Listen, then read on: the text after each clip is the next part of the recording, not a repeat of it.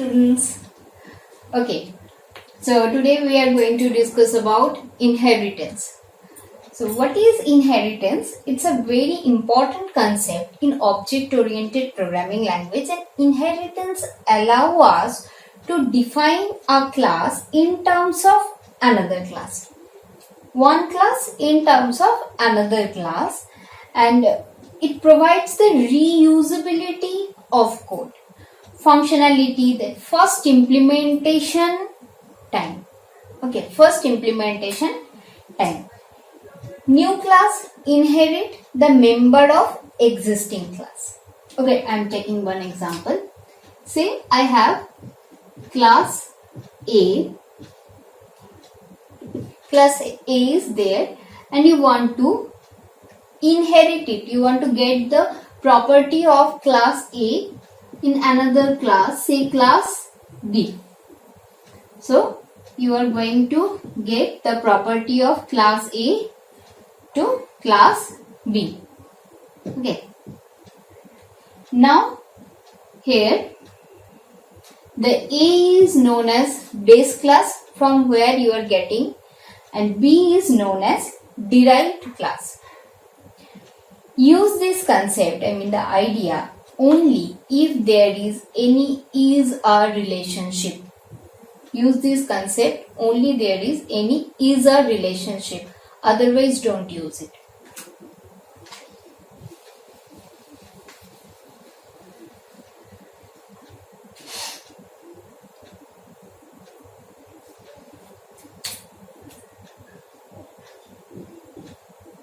So, I am writing class base and writing another class derived. And what is the syntax? You have to derive it using the access specifier and then the class name. That means base.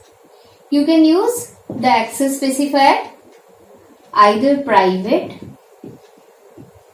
okay, or protected or public.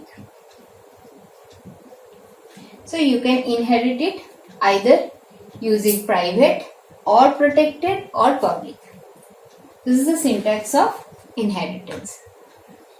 Now, and then you can define this class. The class body will be defined here, no problem.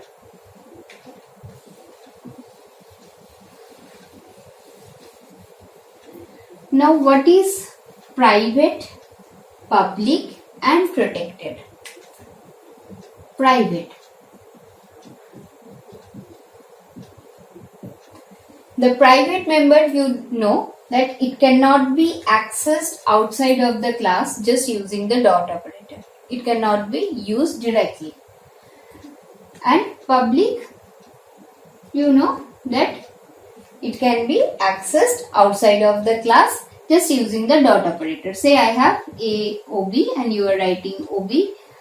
Say I have one value like one member like K. You can directly access it. I'm giving the value. You can directly access it. But if it is a private member, you are not able to write this code. What is protected?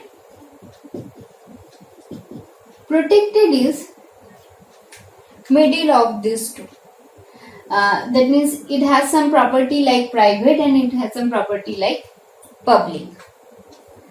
Like private, the protected member cannot be accessed outside of the class. As you cannot access the private member just using the dot operator, you cannot do this. Like the protected member cannot be accessed outside of the class in this way. But private member cannot be inherited. Remember, private member cannot be inherited, but but protected can be inherited like public. So, what is it?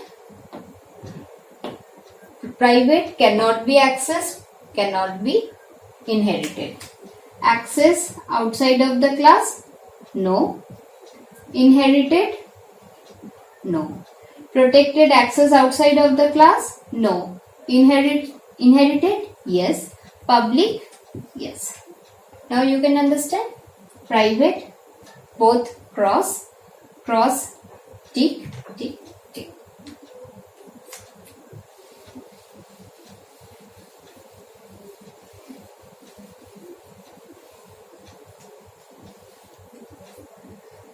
Next, I am giving you one example. Class A, private, int I, protected, int j, public, say void f1. A function is there. This is class A and I am writing class B. Here I will give the access specifier and then A. What happened then? If you are using here, say case 1, you are using private. What happened? If you are using private access specifier to inherit, that time I will not be inherited because this is the private member. So in case I not be inherited, protected J is protected member in class A. Now J will be private member in class B. J will be private. So J A, it was protected, but in class B it will be private, as well as F1, which was public, but it will be private in B. So if you are using private access specifier, that time private will not be inherited, protected become private, public become private. Next, case 2. If you are using protected, okay, if you are using here protected, class B colon protected A, you know that I will not be inherited because this is a private member. J, the protected member of class A, J will remain protected. J will remain protected in class B and F1 will be also protected. F1 will be protected. Clear? In case of private, protected and public become private. In case of protected, protected remain protected and public also become protected. And in case 3,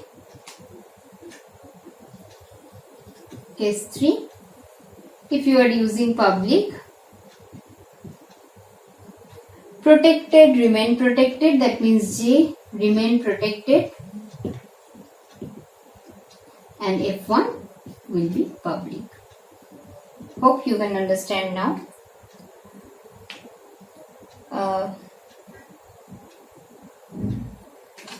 A link will be there in description box. You can also click there.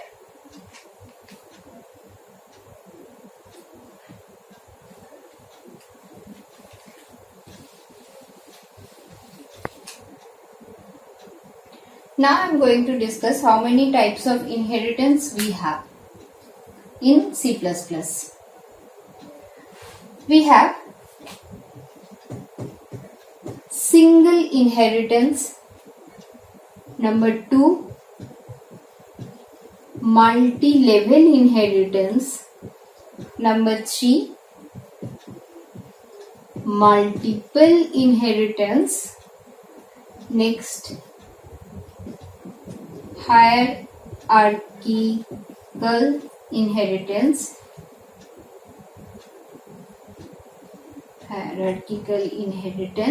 And next, hybrid inheritance.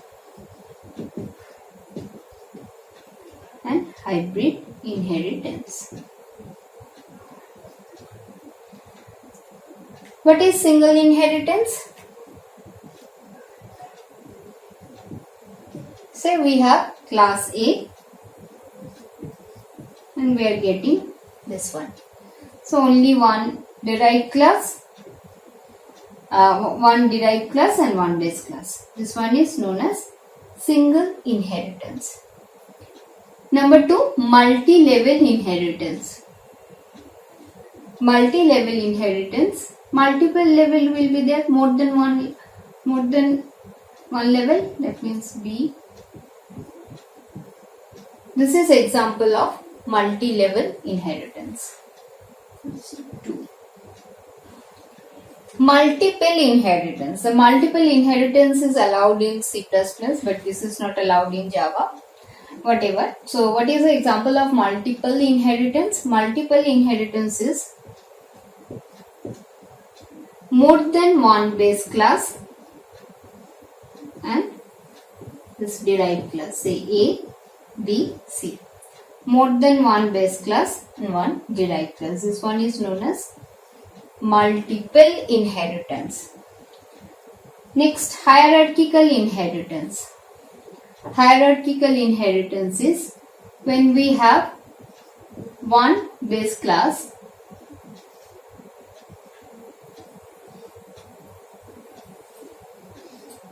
and multiple derived class from this.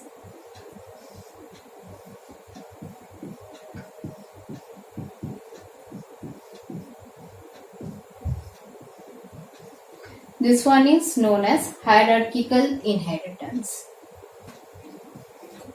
And hybrid inheritance is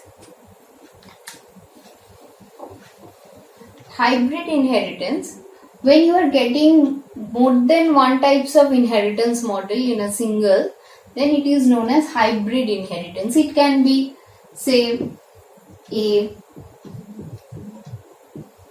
B and